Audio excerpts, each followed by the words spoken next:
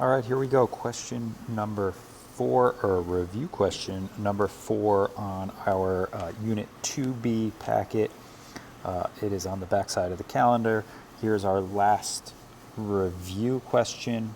This is stuff that we did in Unit 1. So this should just be kind of refresher material. If you're looking at these questions and you are confused, you're not sure what to do, first, make sure you watch the video. Hopefully that'll answer questions. If you still have questions after you watch these videos, please make sure you are reaching out to either myself or your Algebra 1 teacher who you're signing up for FIT sessions. Make sure you are being proactive about getting the help you might need. All right, here we go. Let's get this started. This question is just like the third one. It is an inequality. It's an inequality, so that means that there is either a greater than or less than sign in the middle instead of an equal sign. It doesn't really change how we solve the problem.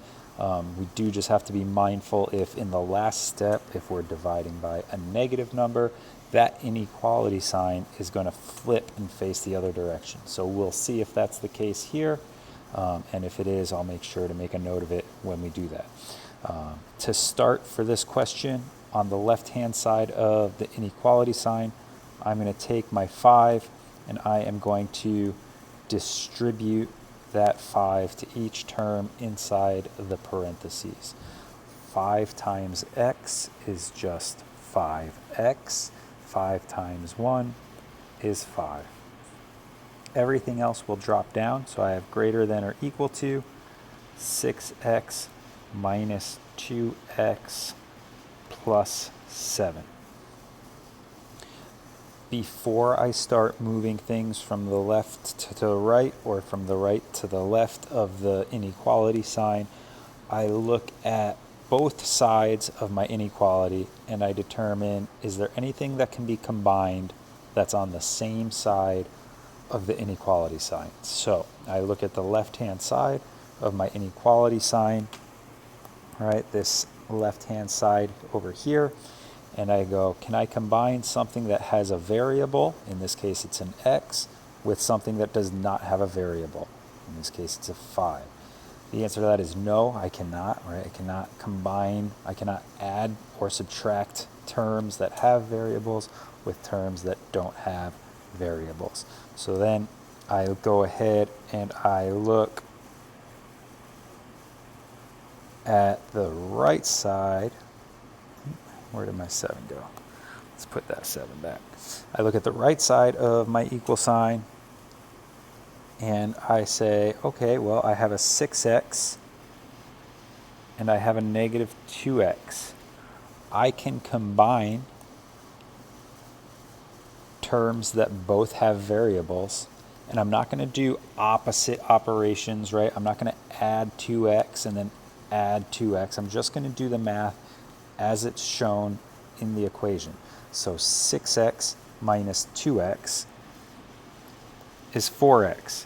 Everything else just drops down. Everything else remains the same. 5x plus 5 greater than or equal to 4x plus 7.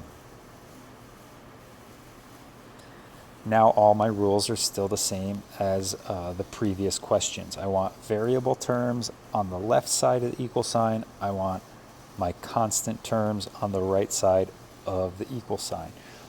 Please try to start getting comfortable hearing these vocabulary words, right? I'm saying constant terms instead of just numbers, right? Because it does matter. It will help you as we go on throughout the year.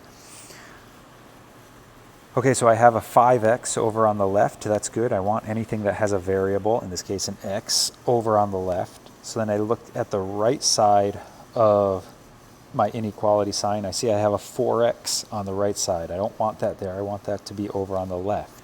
So to be able to remove it from the right side, it's a positive 4x. I do the opposite operation.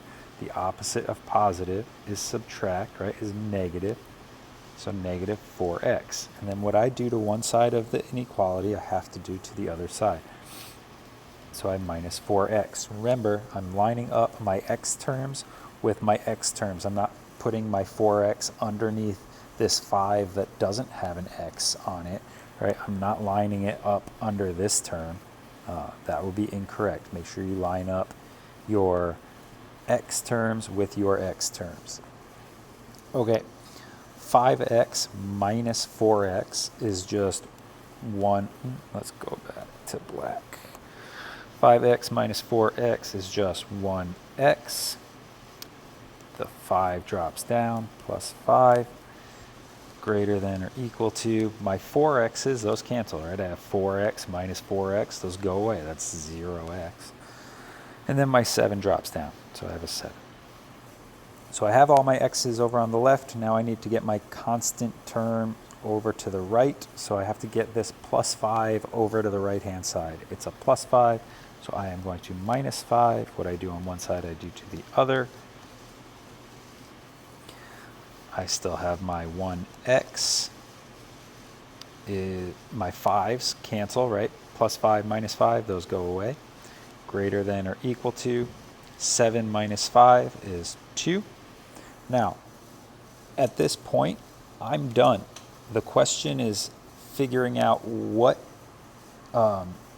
is x greater than or equal to.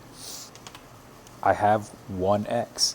If you are just in the habit of doing your final step and dividing by 1 and dividing by 1,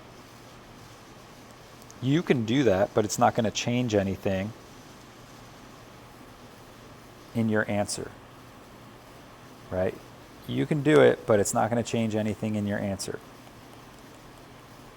So I'm going to leave it at this.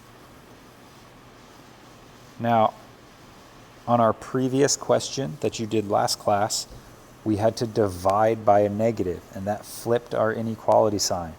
On this question, we are not dividing by a negative, therefore we do not need to flip our inequality sign. So that means our answer is going to be choice D. As always, if you have questions, please let me know, let your teacher know, come to our FITs, go to tutoring sessions.